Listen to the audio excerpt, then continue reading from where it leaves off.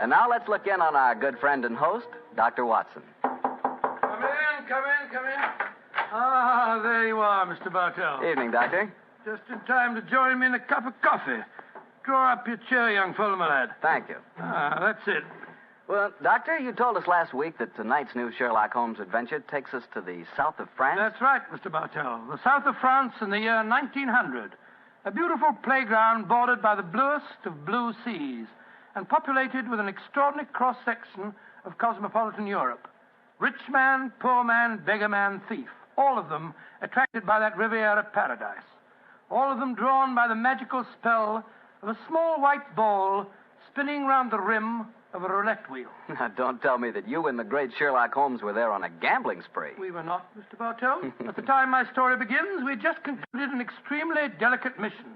A mission, I may say, that concerned the safety and good name of a very prominent member of the royal family. Say, Doctor, you don't mean... One story at a time, Mr. Bartell. In any event, my boy, I'm afraid that's a case about which my lips are sealed for all time.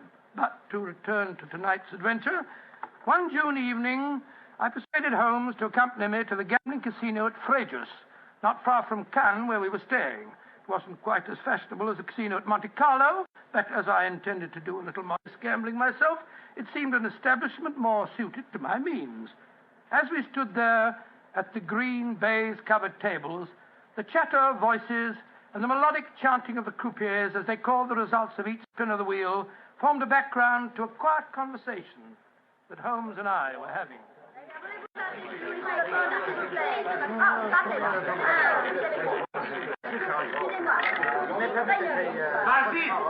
Very fast.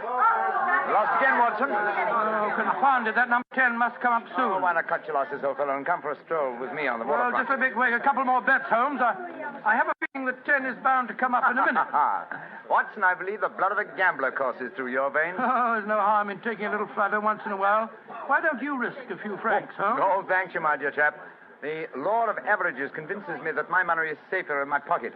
In any case, I'm a little dubious as to the integrity of this particular casino. Well, what makes you say that? Well, you will observe that this roulette wheel has a double zero. Most continental wheels have only a single one. It would indicate that this house is extremely concerned with its percentage. Mesdames et messieurs, faites vos jeux. Oh, just two more turns of the wheel, Holmes, and I'll take that walk with you. Oh, Mrs. the gear spielen. Why do you not go from the other side of the table? Why must you always stand next to me?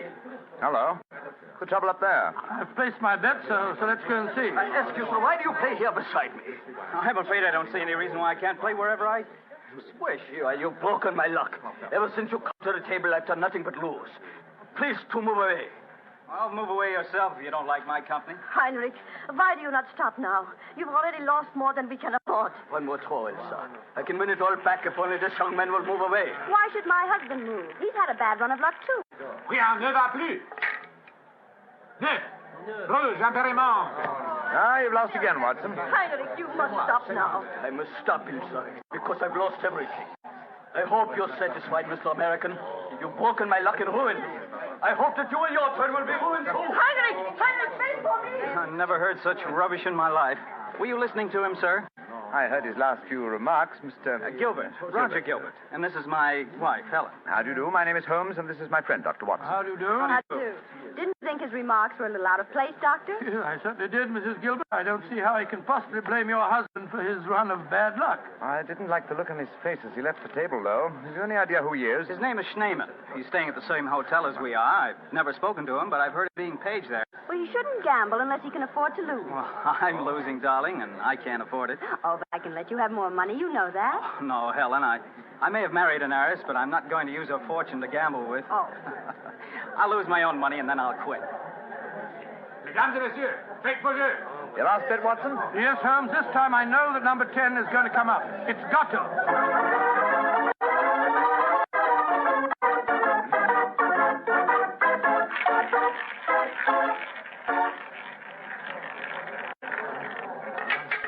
Numéro 10. I've lost again, darn it. Helen, this is my bad night. Well, why don't you stop now, dear? Holmes, I've made 350 francs. On this throw of the wheel, old fellow, but as you've lost some 500 francs doing it, I can't say that your pocket's stagger me. Oh, Mr. Holmes, I can see that you're no gambler. I'm afraid not, Mrs. I Gilbert. wouldn't say that, Holmes. You may not like roulette.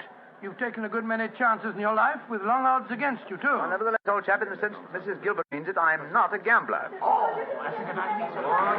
what's the commotion over there? That German woman with a crowd forming around her. Yes, the wife of that man that said I ruined it. Attention! Attention! Est-ce qu'il y a un docteur dans la salle? There must be trouble. He's asking for a doctor. The doctor, come along, then. Will you excuse me, please? Thank you. Excuse me, madame. Mon ami est docteur. Monsieur, cette dame a besoin d'un docteur. What happened, madame? It is my husband. Is he ill? I just found him lying out in the garden. Please come with me at once, gentlemen. Of course we will, madam. What seems to be the matter with him? Herr Doctor, I think he is dead.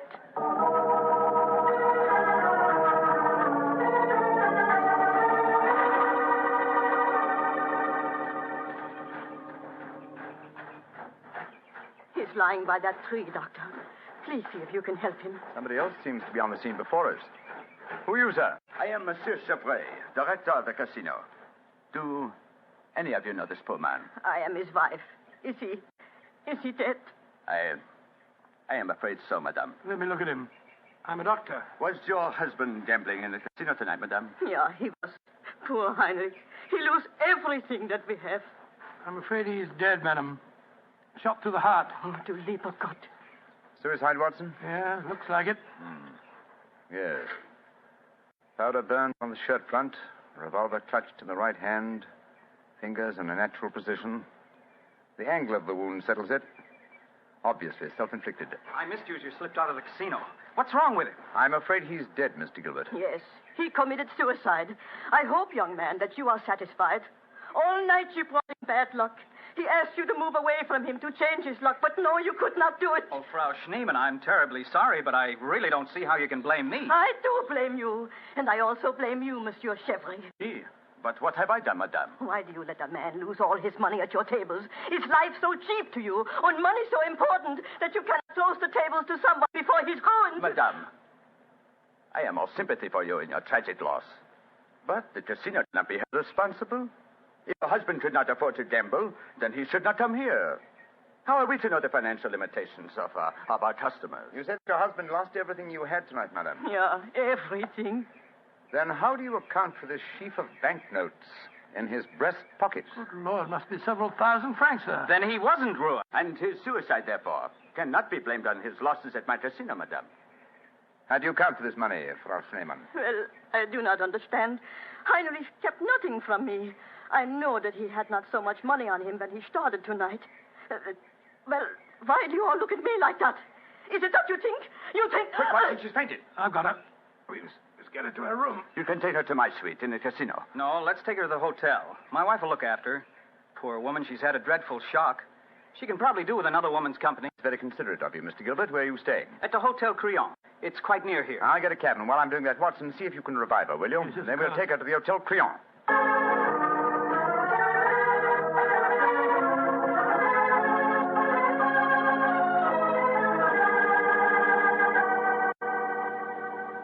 Very kind of you, Mrs. Gilbert, to let us bring the poor lady into your suite. Well, it's the least I can do, in spite of what she said about Roger bringing her husband bad luck. I'm sure she'll need your help when she wakes up, Helen. Yes, I think you'll find that she'll sleep for some hours. I gave her a strong sedative. Well, we were just about to have a drink, gentlemen. Do you care to join us?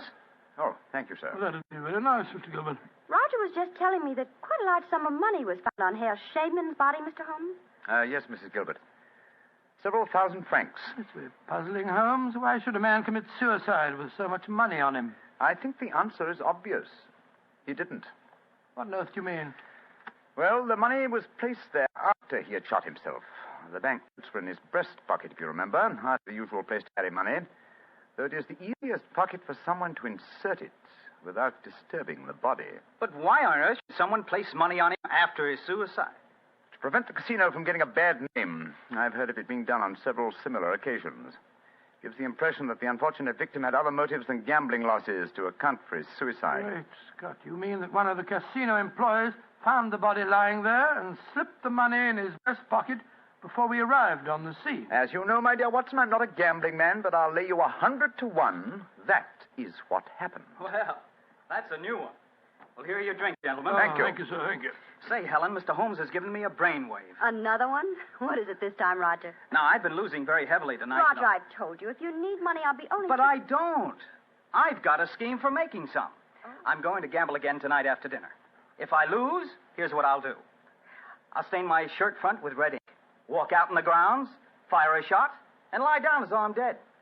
I'll wait for someone to come along and stuff my pockets full of banknotes.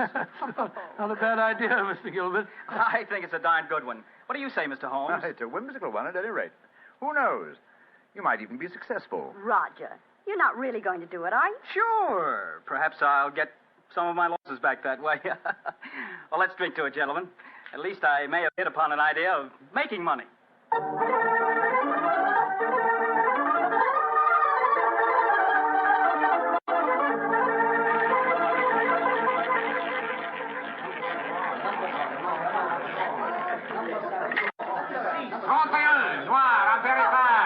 My dear Watson, you'll have to work hard at your practice when you get back to England. Your infallible system appears to be extremely fallible. And yet the fellow who told me about it said it couldn't miss. It's just a matter of doubling the stakes each time you lose, and then... my dear fellow, I've been studying your system, but I can tell you a really infallible way of making money at roulette. You can? What is it? Well, own the gambling house and operate the tables yourself. The odds would be all in your favor. Oh, what a brilliant suggestion. The gambling house will operate Not gambling for tonight, Watson? It's nearly 11 o'clock. Yeah, I think so. Let's take a stroll round the other table, shall we? By the way, old fellow, the young American, Mr. Gilbert, was losing heavily again tonight. He was? I wonder if he'll try that trick that he threatened, the one with the red ink and the shot in the night. I shouldn't be at all surprised. As a matter of interest, I saw him leave the tables about half an hour ago. Here comes his wife, on the arm of Monsieur Chevrier, the director of the casino. Good evening, Mrs. Gilbert. Monsieur? Bonsoir, monsieur. Hello, Mr. Holmes, Dr. Watson. Monsieur Chevrier is giving me a personally conducted tour of the casino. It's quite fascinating. And it is quite fascinating for me to have so beautiful a woman on my arm, mademoiselle. I know that I am the envy of all the men in the room. Oh, stop flattering me so much. I'm not used to it. Mrs. Gilbert, how is Frau Schneemann? She seems much better. She wakened an hour ago and insisted on going back to her own room. I wanted her to spend the night with us in our suite, but she wouldn't hear of it. I think I should drop in and see her before I go to bed. Oh, you have finished the gambling for tonight, perhaps, Doctor? No, perhaps about it, Monsieur Chevrier. I've had a bad run at the tables. Oh, I am so sorry. Has anyone seen Roger? He left the tables about half an hour ago, Mrs. Gilbert. After doing as I did and losing quite heavily. So he lost again, did he? I wonder if he'll try that new system he was talking about. We were just discussing that possibility ourselves, Mrs. Gilbert. Mrs. Gilbert! Mrs. Gilbert! Frau Schneemann, you shouldn't have left your hotel, you know. It is too late to worry for me, Herr Doctor. It is for Mrs. Gilbert now that you should worry. What do you mean, madame? Well, I went back just now to where poor Heinrich died. And there, lying in the grass, I saw another body. I was too shocked to go too close. But I am quite sure that I recognize your husband, Mrs. Gilbert. Oh, Dr. Watson, she's ruined Roger's trick. And he'll have taken fright and bolted by the time we get there. Possibly. Let's go at once and find out, shall we?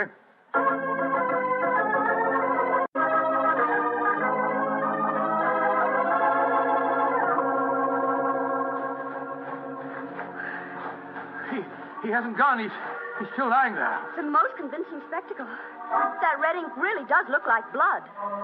Yes. And blood sometimes looks like red ink. Mr. Gilbert. Roger, get up. The joke's spoiled. Roger, get up! I'm afraid that's impossible, Mrs. Gilbert. He's dead.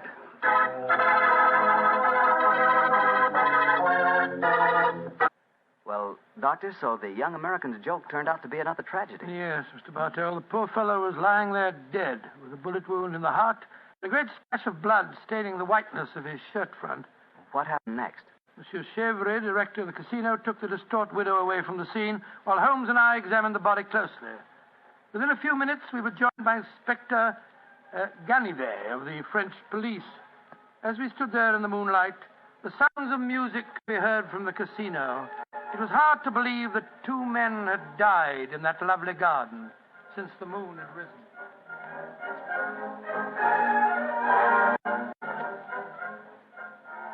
Monsieur Holmes, you and Dr. Watson have concluded your examination. Yes, Inspector Ganivet. You favor me with your observations. You say that you are certain that this is not another suicide? I'm sure of it, Inspector. Look at the wound. The bullet entered the body at a direct right angle, whereas a self-inflicted shot is always fired obliquely. Yes, that is so. Then you suggest that this man was shot from above as he lay on the ground pretending to be dead. I'm convinced of it. Why, Monsieur Holmes? Well, for two reasons. Though it's impossible to be sure without a laboratory test, I'm certain that beneath those blood stains are stains of red ink. Look for yourself, Inspector. Mm-hmm. Yes, indeed, it does look like it. What is your other reason for being certain that this man was shot as he lay here pretending dead? Show him the banknotes, Watson. Here you are, Inspector. We found them stuffed in his breast pocket. So, banknotes with a bullet hole through the middle of them. Very illuminating. Tell me, gentlemen, how many people knew of this little plot you have told me about, this plan of the dead man's to pretend to be shot? Just 3 people, Inspector. Dr. Watson, myself, and Mrs. Gilbert. Alors, then the answer is obvious. You and your friend are innocent. It must be the wife who killed him. No one else knew of the plot. I'm not so sure of that. Frau Schneemann, the dead German's widow, was in the next room when Gilbert told us about his plan. She might have heard, though I could swear that she was asleep. I gave her a very strong sleeping draught. From what you have told me of her husband's suicide, she might easily have had a motive for murdering this man. Come, gentlemen. Surely it's obvious who murdered Mr. Gilbert. Who, Monsieur Holmes? Well, it's certainly one of the 2 widows. Since there seems to be some doubt in your minds, I suggest we return to the casino. I can promise you the answer to your question within a very few minutes.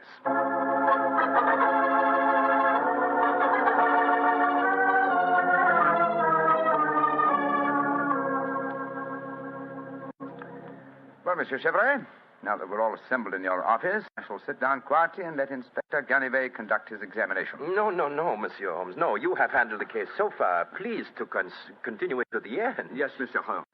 I should appreciate it. On behalf of the casino. Very well, gentlemen. It won't take me long. Frau Schneemann. Ja, Herr Holmes. What time did you leave your hotel tonight? Well, I do not know what time it was. Well, what made you leave it? I could not sleep. I knew that they had taken poor Heinrich's body away, but I felt that I must walk back there. It was the last place I saw him alive. How close did you come to Mr. Gilbert's body when you saw it lying there? Oh, close enough to see who it was. Then I ran into the casino to tell his wife. I knew what had happened. How did you know? You say you didn't come close to the body. I could tell by every line of the body as it lay there. I could tell because I knew that poor Heinrich's death would not be avenged. Thank you, Frau Schneemann. That will be all. You may go. Monsieur Holmes, she has no alibi. Surely you should stop her. Ganivet, if I'm to conduct this investigation, I must do it in my own way. Pardon, Monsieur Holmes. Please continue. You may go, Frau Schneemann. Mrs. Gilbert? Yes, Mr. Holmes. Where were you prior to our meeting in the casino tonight, just before we discovered your husband's body? After I left the hotel, I walked over here along the seafront. Can anyone verify that statement? I suppose not. I didn't meet anyone that I knew. And what did you do when you arrived at the casino? I played a little chemin de fer. A few months later, Monsieur Chevrolet came over to the table and asked if he might escort me over the club. 10 minutes after that, we walked into you and Dr. Watson. That is quite true, Monsieur Holmes. I can swear to it. Thank you, Mrs. Gilbert. I'm sorry to distress you with these questions. You may go. I'll wait outside, Mr. Holmes. I must know what happened. Wait for me there, madame. I shall join you in a few minutes and escort you home.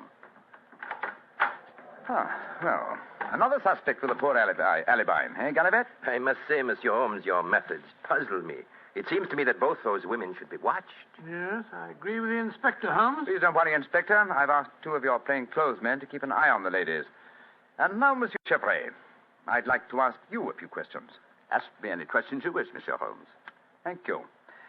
You will agree that it is the custom of the casino to put money on the bodies of suicides after their death, to give the impression that gambling losses were not responsible for the tragedy. Well, I do not think... Oh, come now, Chevrolet. I know that is a fact as well as you do. Exactly. Now, on those rather gruesome occasions, whose responsibility is it to secrete the money? Yours? Or do you entrust the matter to an underling? I do it myself. I see. Did you place the money on Herr Schneemann tonight? Yes, monsieur, I did. And did you also perform the same service on the body of Mr. Gilbert? No. I knew nothing of that death until the German lady Frau Schneemann running into the casino. Excuse me interrupting, Monsieur. Of course, Inspector. What is it? I think that you are wasting time. It is obvious that Madame Gilbert committed the crime. She knew of her husband's plot, she had no alibi, and she had the motive. For is not marriage itself the greatest of all motives for murder? Oh, my dear Inspector. How very cynical. Madame Gilbert did not kill her husband. I know it. And what is your opinion, Watson? Well, it's that German woman. She had no alibi either. And remember, she was half mad with grief. Mr. Chevrolet, you say that you know Mrs. Gilbert is not guilty. How do you know? I was with her myself at the time the murder was committed. Oh, indeed. How very interesting. And what time was the murder committed? Well, it was... Our investigations have never established what time the murder was committed, Monsieur Chevrolet. I'm afraid you've walked into my trap. You've given yourself away. Great Scott, Chevrolet, it was you. Chevrolet, I've known you a good many years, and this is going to be a hard thing to do. I am going to arrest you. Oh, no, you're not, Genevieve. Put down that revolver, sir. Do not be frightened, Doctor. I am not going to shoot you. Chevrolet, why did you murder Roger Gilbert tonight? Surely you know that too, Monsieur Holmes.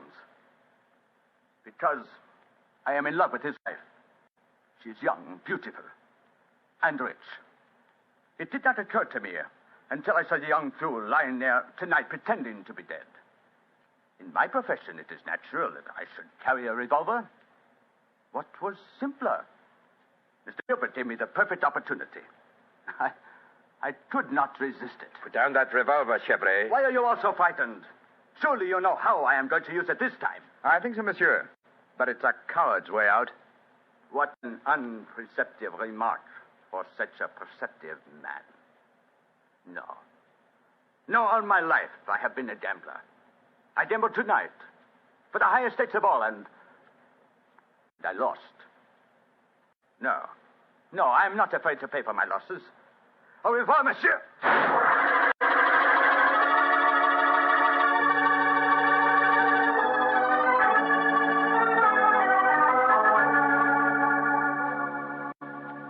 An extraordinary case, Holmes.